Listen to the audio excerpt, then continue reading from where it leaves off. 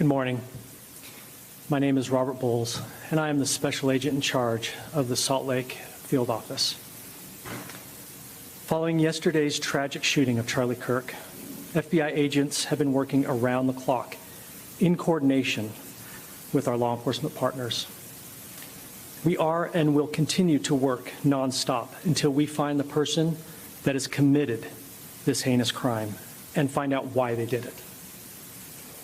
This morning I can tell you that we have recovered what we believe is the weapon that was used in yesterday's shooting. It is a high-powered bolt-action rifle. That rifle was recovered in a wooded area where the shooter had fled. So the FBI laboratory will be analyzing this weapon. Investigators have also collected footwear impression, a palm print, and forearm imprints for analysis. Now, I understand there are a lot of questions about motive. I assure you that all leads, tips are being fully investigated.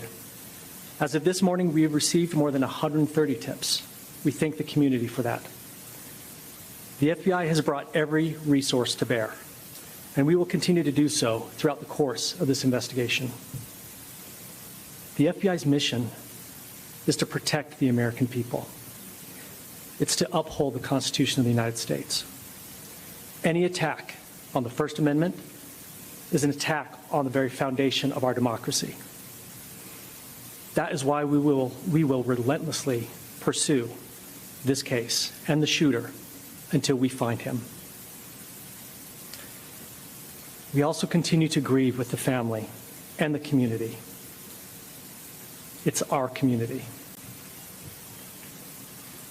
If you have any video or images from the shooting, we ask you to please submit them to our digital media tip website at www.fbi.gov/Utah Valley Shooting. You can also call the FBI at 1-800-CALL-FBI. We truly rely on the public's help in these types of cases, and no tip is too small or insignificant. Thank you.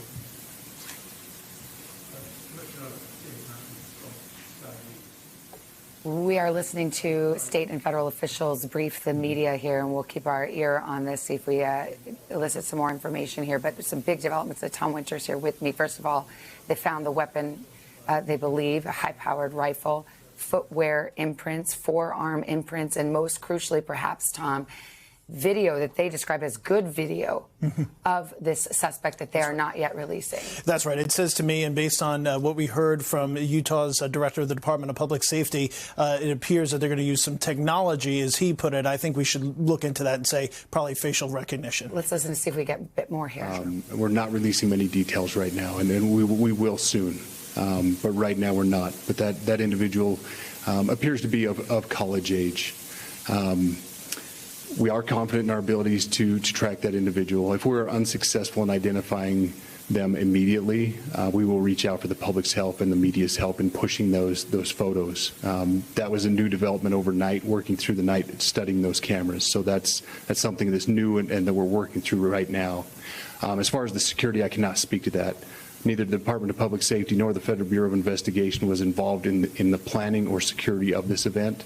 And that'll have to be a question later for other agencies.